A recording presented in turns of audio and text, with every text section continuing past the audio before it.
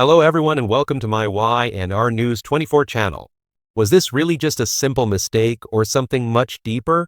Is it possible that the only way to save a Newman is to make sure they aren't a Newman at all? Was Noah's decision to pack his bags really about finding peace, or was it a desperate attempt to outrun a destiny that has already claimed his father's sobriety? Before we go any further, if stories like this keep you thinking long after the episode ends, hit that subscribe button, leave a like, and share this video with another fan who needs to hear this. I'm Jenny, and this is Y&R CBS Daily Update, where we go beyond the surface of your favorite TV dramas and uncover the psychology, hidden emotions, and deeper meanings behind every storyline. The landscape of Genoa City is shifting beneath our feet this August, and I'm telling you the tremor is coming directly from the Newman Ranch. You've probably heard the whispers by now, but it's official. Noah Newman, played by the talented Lucas Adams, and Sienna Bacall, played by the incredible Tamara Braun, are officially leaving the show. Their final scenes as they head off for Los Angeles are set for Monday, August 3rd, 2026. Now you might think this is just another couple moving away to start a new life, but on a soap like this, nothing is ever that simple. This isn't just moving day. This is a calculated retreat to LA, a city that represents a clean slate. They're trying to find a world far removed from the toxic influence of Matt Clark. Well, think about it. Why is this happening right now? From a story standpoint, the writers are basically clearing the decks. By removing Noah, they isolate Nick Newman even more while he's struggling with a brutal fentanyl addiction. It's a classic drama move. You remove the support system to make the main character suffer as much as possible. When Noah stands in crimson lights on Monday and tells Sharon and the recently returned Mariah that he's heading back to California, he isn't just announcing a move. He's basically issuing a manifesto of self-preservation. He's saying, "I'm done being a target." Noah's decision is a direct response to the trauma Matt Clark inflicted on him. Matt didn't just target the Newmans. He systematically dismantled Noah's sense of security. He nearly killed him and Sienna in that car crash. And then he hooked Nick on drugs. Noah realized that as long as he stayed in the gravity well of Genoa City, he was just another target on Matt's dartboard. Internally, I bet Noah is feeling a crushing sense of guilt. He is choosing to leave while his father is tossing and turning in a rehab bed, literally haunted by nightmares of failing to protect his son. Noah has to suppress that loyal son instinct to protect Sienna. It's a heavy choice. Does he stay and watch his family burn, or does he leave and keep his own relationship alive? I see this move as Noah finally trying to kill the Newman in himself. For years, he's been the artist, the musician, the guy who didn't want the corporate game. By going to LA to run the Shadow Room remotely, which is actually a convenient opportunity handed to him through some AI maneuvering by Victor and Kane, he's trying to have it both ways. He wants the Newman resources without the Newman drama. Honestly, I think he's making the right call, even if the timing looks a bit selfish. You cannot heal in the same environment that made you sick. If he stays, he's just another chess piece for Victor or a punching bag for Matt. By leaving, he's refusing to play the game, and in Genoa City, that's the ultimate power move. Psychologically, this is a textbook example of avoidance.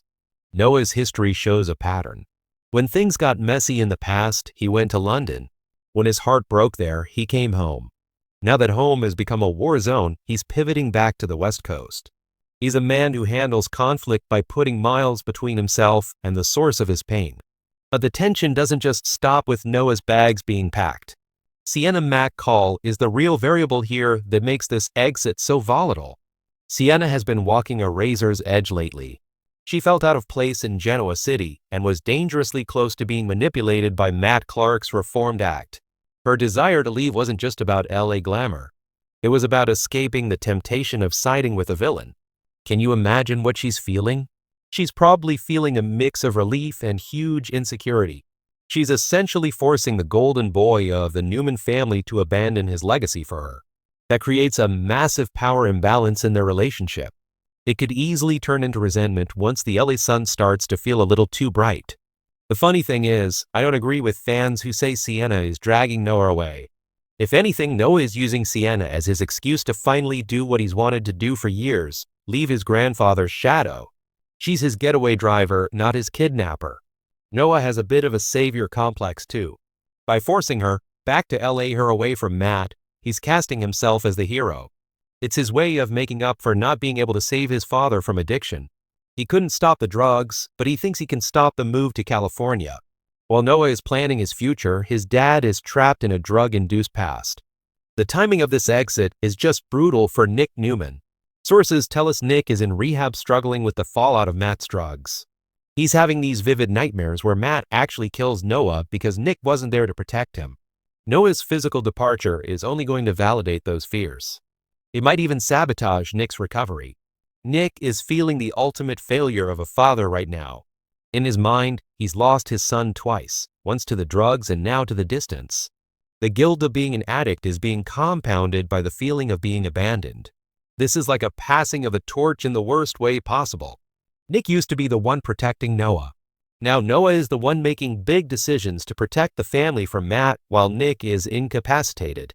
That loss of status is psychologically devastating for a man like Nick.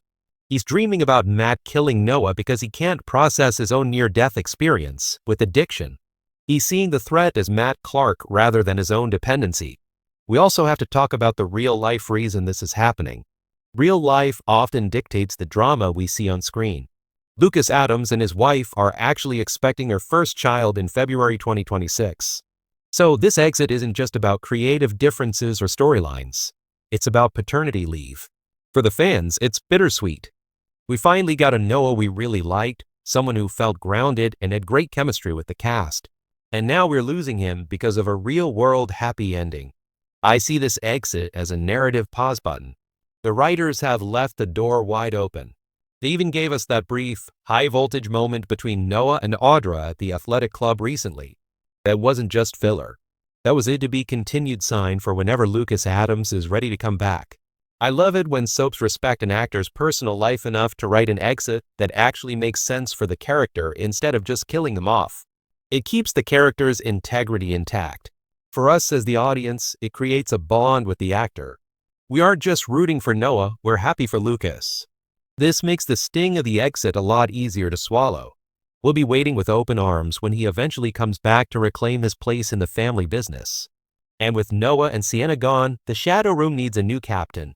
This is where things get really fun. Danny Romalodi, played by the legendary Michael Damian, is stepping in. This is a brilliant pivot. We're moving from Noah's brooding, trauma-heavy management to Danny's rock star energy. This is a total gift for the long-term fans. Danny's return, along with a new love song for Christine, provides the warmth and nostalgia that the show really needs while the Newmans are imploding. The Shadow Room is being transformed from a shrine to trauma into a sanctuary of nostalgia. Danny represents a time before the current crisis. He's the palate cleanser we all need. Honestly, I'm 100% here for this. As much as I'll miss Noah, seeing Danny back in the mix adds a level of class and history that only a veteran like Michael Damian can bring. It's a mood regulator for the show. The writers know they've put us through the ringer lately with Nick's addiction and Nikki's sight loss. Bringing Danny and Cricket back is an attempt to stabilize our emotions by offering characters that feel safe. But don't think we're done with Audra Charles. Even though Noah is leaving for LA with Sienna, the ghost of Audra looms large. Rory Gibson, the former Noah, even mentioned in a recent interview that there was heavy story left on the table with Audra before he left. Noah is running to LA to avoid his Achilles' heel, Audra. He's scared of what she makes him feel. His devotion to Sienna is real, but it's also a shield against the weakness he feels around a woman like Audra. I'm calling it now. The LA love bubble is going to burst. Noah and Sienna will find that distance doesn't solve their problems. It only highlights them. When Matt Clark eventually resurfaces, because let's face it, Dylans never stay in prison forever, Noah will be pulled back. And who will be waiting? Audra. The chemistry between Lucas Adams and Delilah Silver is a ticking time bomb. The writers wouldn't have teased that charged moment at the club if they didn't intend to blow up Noah's life later. Sienna is the safe choice.